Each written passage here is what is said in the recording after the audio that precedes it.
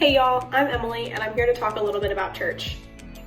The first thing that comes to mind when I think of church is the St. Catherine Sanctuary and the youth house there. Then I think about Camp Michael and Camp St. Christopher in South Carolina, where I've done retreats. I also think about Zoom and Facebook Live and Instagram, where we've been meeting lately. Then I think about all the people that I know and have become close to because of church. Here in the Diocese of Atlanta, we have an amazing youth community that I hope y'all love just as much as I do. This community of teenagers and some super cool adults has given me my very best friends, most of my favorite memories, and a strong place to lean on when things are hard. With this loving community behind you, you never feel alone.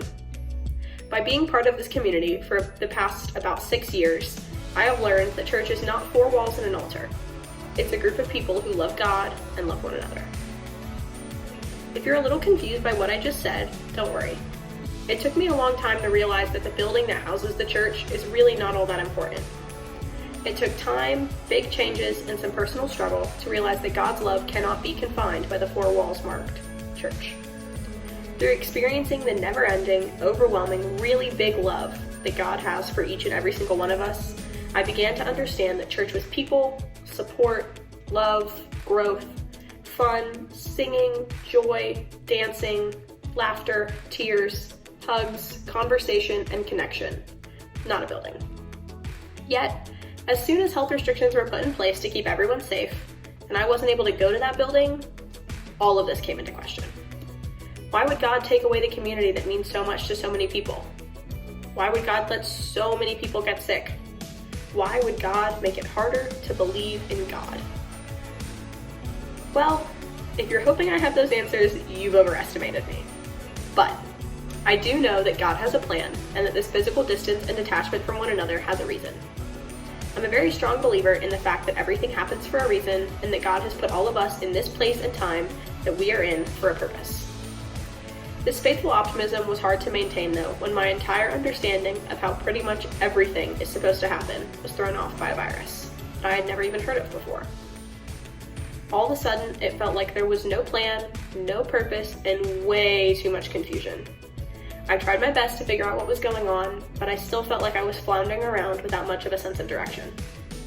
But in all of this, one thing never changed: God. God needed to remind us that we are not alone. God needed us to remember to trust God and the plan that God has for us. We were promised that God would be with us always when Jesus commissioned the disciples, telling them, "Surely I am with you always, until the very end of the age." For me at least, it was hard to believe that God was with everyone and had a plan when the world shut down and thousands of people got sick. I felt like nobody knew what was happening or how to handle it. I felt totally out of control of my own life. Usually if I get overwhelmed and feel like I'm running around just trying to keep up, I turn to God. For some reason though, this time was different. I turned to TikTok and Sleep and FaceTime, but not to God. I think it may have had something to do with the fact that I wasn't really experiencing church in person anymore. The connection, friendship, and love all felt really far away. I'm sure you've all felt this way at some point since March when the world went crazy. But the story doesn't end there. One night, I was scrolling through TikTok and came across a video that was a montage of a bunch of friends just having fun. The song playing behind it was called Rescue by Lauren Daigle, and it goes, "I will send out an army to find you. In the middle of the darkest night, it's true. I will rescue you. I will never stop marching to reach you.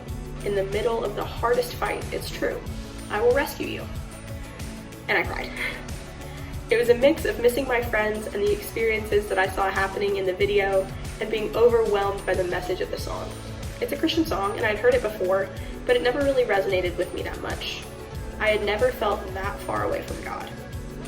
In that moment, it felt like I was meant to hear that song, to understand that even though it's hard to believe that this pandemic is part of the plan God has for us, good can come from it. It was my reminder that I'm never alone. I have a super awesome, super loving God who's always on my side, some really amazing friends, and the best church community I could ask for. All my problems and feelings of loneliness and confusion didn't just go away forever in that moment. But I was reminded that the love of God is stronger than the other fears and emotions I'm feeling, and that since God loves me, I will never be alone.